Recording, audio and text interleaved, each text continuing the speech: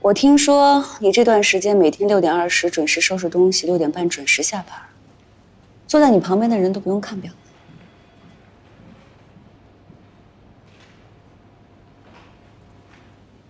别人看没看表我不知道，我是做完工作才下班的。那我这个位置应该你来做呀。我每天9点、10点、11点下班，我的工作还做不完呢。每天那么着急回家干什么？我们家阿姨7点就要走，我回家带我女儿。这是你家里的问题，跟公司有什么关系吗？你看看别人都是几点下班的，看看和你同样职位的李莎几点下班的。别人家就没事没孩子，谁不是自己想办法克服？你要知道，公司需要的是爱岗敬业的员工，不是一个事事搞特殊的刺儿头。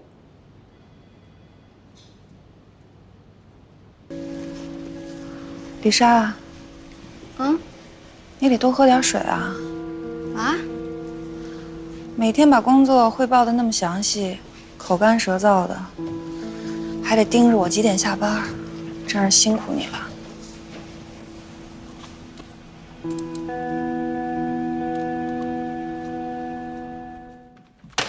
你这个数据怎么又出问题了？错别字都不检查的。我说了多少次了，投资工作就是要细致入微。你做的每一份报告都代表着公司的形象，你这种错漏百出的报告拿得出手吗？对不起啊，董总，我重新做。沈慧香去洗手间了。去就去吧。我以为您要找她，她都去了1个小时没回来了。连时间都帮他看着呢，看来你心挺细的呀。把你的细致用在工作上，不要再出错了。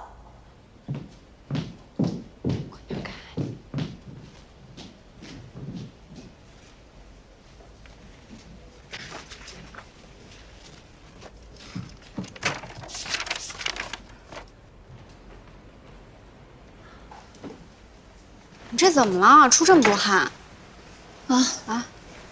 卫生间空调坏了。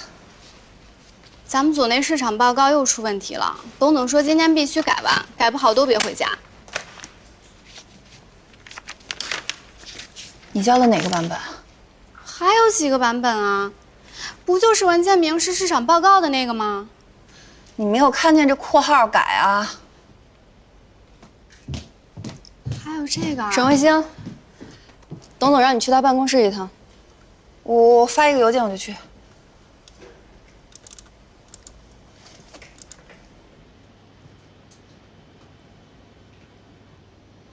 你刚才干什么去了？我回了趟家。工作没有做完，就中途回家？我做完了，那份市场报告我改完了，数据和错别字全都改了，只不过他们交的时候交错了版本。我把对的版本刚刚发您邮箱了，您可以看一下。好。那问题是交错的时候你人在哪儿？你为什么没有及时纠正一下？在我的观念里，一组就是一个团队。我交给你们组的工作就是所有人的工作。如果这么说来，你的工作并没有做完，至少不完美。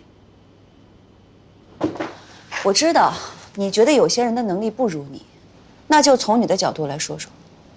你每天6点半下班，你觉得你自己的工作量饱和了吗？你的流程熟悉了吗？如果我让你单独接项目，你能接吗？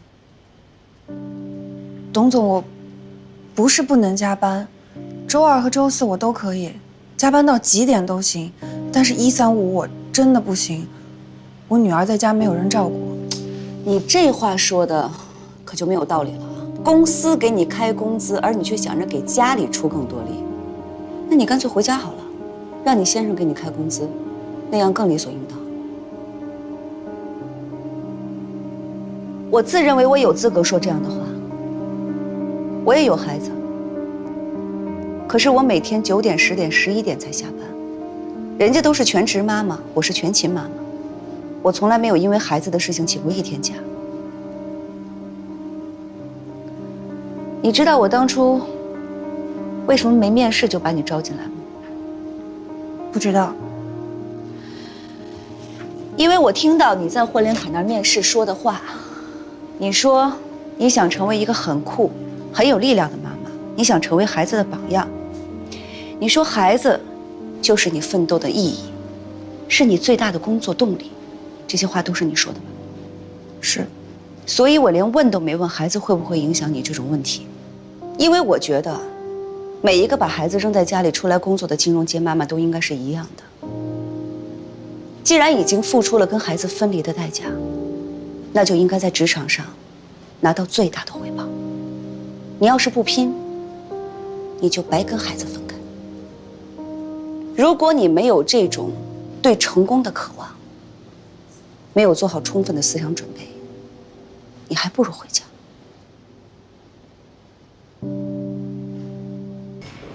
走。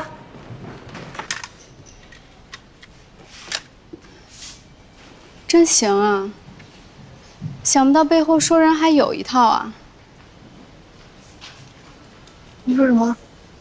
我说，祝你大展宏图，前程万里。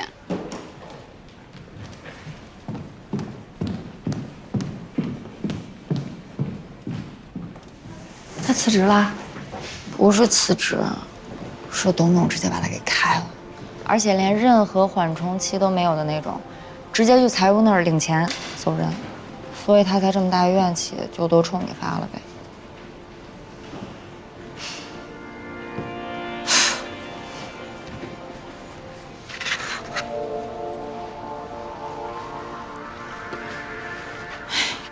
好了，这周的工作问题就说到这儿吧。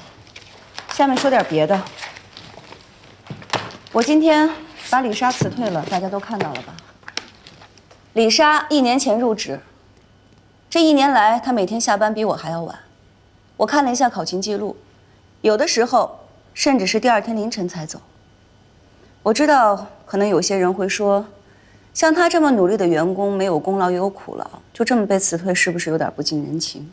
我要说的是，投资公司的饭碗，不是谁想端就能端的。像李莎这种没有能力加班来凑，对不起，不需要。我不知道她每天都在忙些什么，我也没有这个闲工夫盯着每一个员工。但我看到的是，她连续半年没有交出一个像样的项目来。她每天最大的工作就是晒加班。一个认真工作的人，哪有这个闲心晒加班啊？